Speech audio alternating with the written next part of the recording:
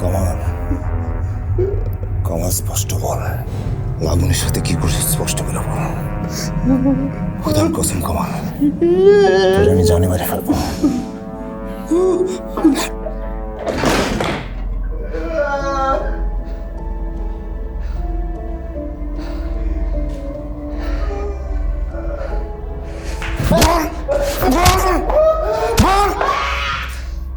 Sir, আপনি যেভাবে বললেন তাতে কি আপনার মনে হয় না যে নুরু আমাদের কাছে কিছু লুকোচ্ছে?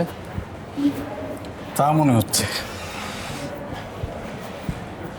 কিন্তু স্যার, নুরু আমাদের কাছে কি লুকোতে পারে? দেখো, রোকেয়া আমাদেরকে ক্লিয়ারলি কিছু বলেনি। আমার যেটা মনে হচ্ছে, রাফসানের সঙ্গে প্রতারণার ব্যাপারে রোকেয়ার সঙ্গে নুরুও জড়িত ছিল, যার জন্য রাফসান নুরুকে হত্যা করতে চেয়েছে। কিন্তু আপনার কথা শুনে তো মনে হচ্ছে নুরু রাফসান হকের অনুগত। এই ব্যাপারটায় আমিও খুব অবাক হয়েছি। আমার কি ধারণা ছিল জানো?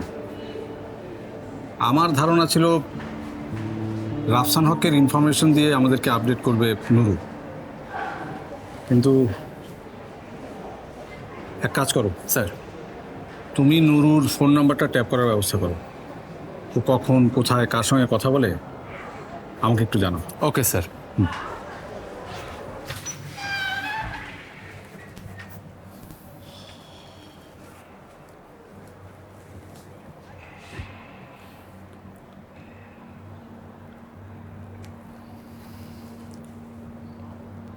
মেয়েটার সাথে যা হলো, তার জন্য আমি আমার নিজেকে কখনো ক্ষমা করতে পারবো না শাহিন।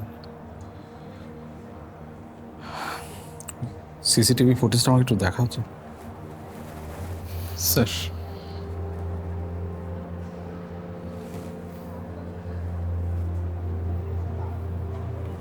রোকেয়া যেন পুলিশের হাতেই পড়ে, পুলিশ হাসপাতালের বাইরে এই যে ছেড়ে চলে যাচ্ছে।